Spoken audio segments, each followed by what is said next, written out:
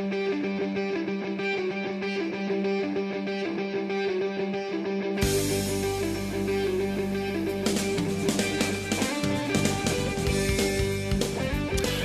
there, everyone, and welcome back to another edition of the Brad and Christie Show Morning Tidbits. I'm Brad. And I'm Christy. Today's tidbit is all about problems versus challenges.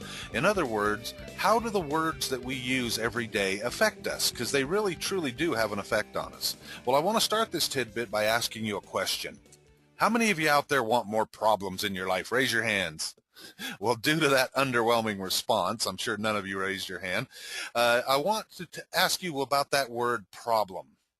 Does that word have an effect on us? Stop for a second and say this out loud. Say, I have a problem.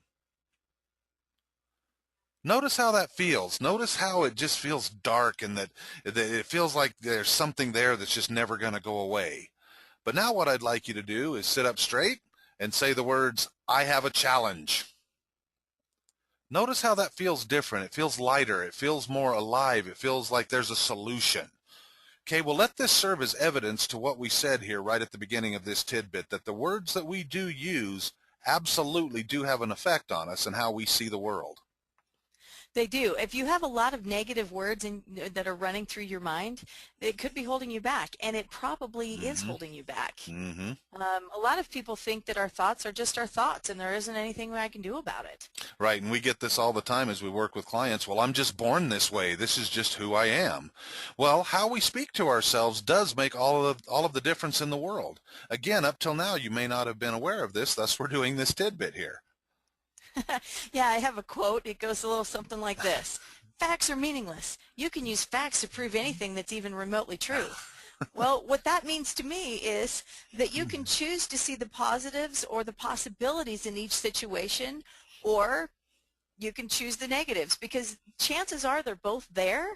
It's just a matter of what you choose to think about and what words you choose to allow to run rampant in your mind. Exactly, and let me tell you this and make you aware of this, because more than likely most people who are listening to this tidbit will not be aware of this up until this moment, and that's that we have 1,500 words per minute going through our mind 24 hours a day, 7 days a week. In other words, they never shut off. These 1,500 words per minute is what's telling us what to see in the world, and whatever those 1,500 words are is how we'll see the world.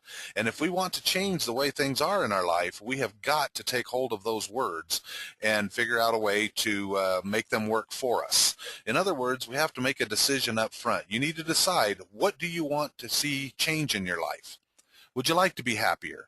Would you like to have more opportunities? Would you like to have better relationships? Make those decisions up front. And then you need a commitment that you're going to follow through on these exercises that we tell you about here today. Because understand this, when you're taking on this new habit, it takes 21 days minimum of doing the new action before the new habit will form. Because again, we get this all the time. People suffer from what we call the sitcom syndrome, which is it's really just a simple way of saying that we want things to happen right now.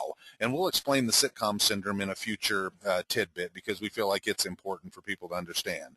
But you need to decide up front what you want those 1,500 words to be saying.